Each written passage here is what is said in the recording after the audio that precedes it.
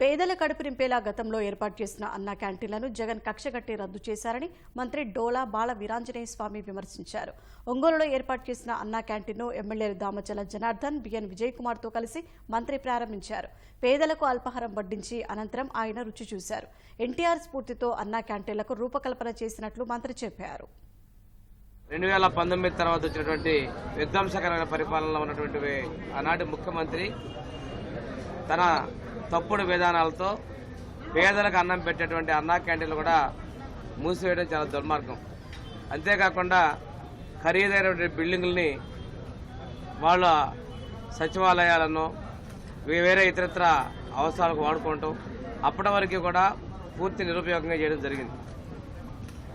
ఈరోజు మళ్ళీ పేదల కోసం వచ్చినటువంటి ఎన్డీఏ ప్రభుత్వం ఈరోజు మన ప్రకాశం జిల్లాలో 5 అన్నా క్యాంటీన్లు ప్రారంభిస్తున్నారు.